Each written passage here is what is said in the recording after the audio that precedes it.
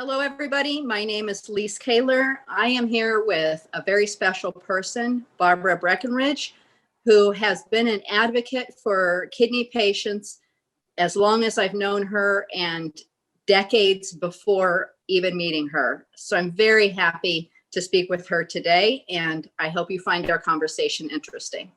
Thank you for being here, Barbara.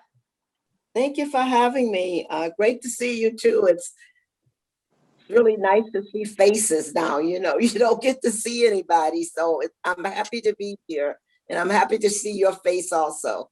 Well, I was wondering, maybe, I remember hearing bits and pieces of your life and, what you went through. But I don't think that I've started from the beginning. So what do you think about telling me from the beginning, even before you were diagnosed with kidney failure? I mean, how did it happen that you got diagnosed? I never had any symptoms or anything with the kidneys until it was near the end, time for me to go on dialysis. That was in 96. They sent me to the an outpatient dialysis center in the hospital. And at that time, I knew absolutely nothing.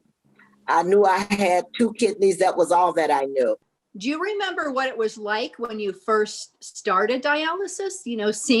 Going to the center and seeing the machine and how you got hooked up? Oh, I was scared to death. I had never been in a dialysis unit before, so I didn't know anything about it. And I went in there and I saw all of this blood and of these people that was looking like they were very ill. And I really, truly wanted to run out of there. I didn't want to be there. So finally they sat me in the chair and they came with these needles, which I knew absolutely nothing about either. They would sit there with me because they knew I was having a lot of issues there with this. So they would sit there with me for a while. And then when time to come off, off the dialysis, they would hold my sight for me because I couldn't stand to look at the blood and the needles. And they were talking to me and trying to get me to know, exactly what was going on, because I didn't have a clue. I didn't know how the kidneys functioned, but I was in such a state until I wasn't hearing anything. So, Right. in the beginning, I thought, well, they didn't teach me anything. They didn't tell me. I didn't know anything. And even then, when I first started, my primary nurse there at the center started to talk to me about transplantation. And I didn't want to hear that either, because my primary had said with my disease, which he meant the amyloidosis, it would only come back and take that kidney away. So I didn't think that I would, ever be eligible for a transplant. But anyway, I sat there and went to dialysis. I was compliant. I did everything that I was supposed to do. And I thought I was doing well. But my social worker noticed that I wasn't. In fact, I wasn't living at all. I was just existing. And she saw that. I couldn't see it, but she saw that.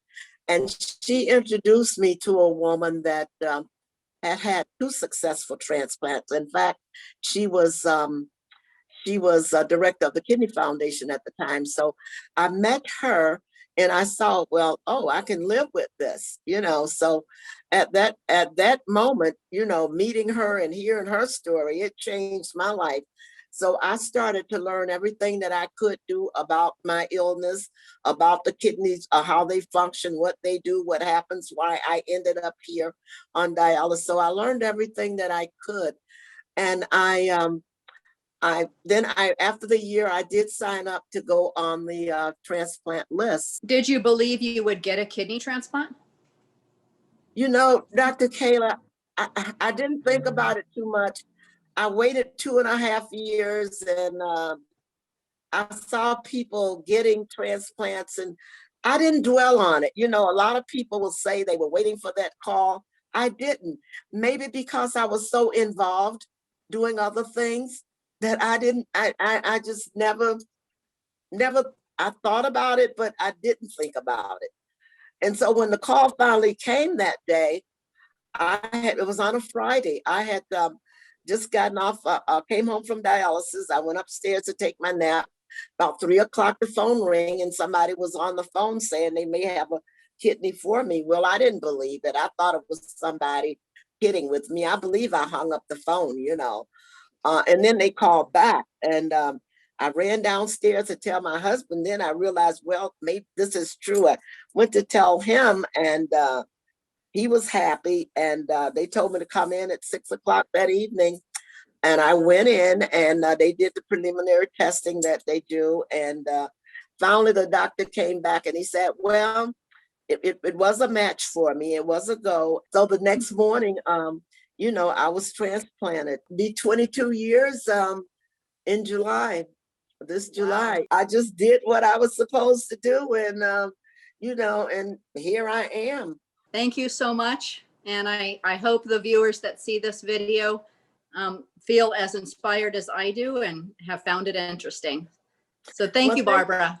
I hope I didn't talk too much, but thank you for No, having me. it was I get so awesome.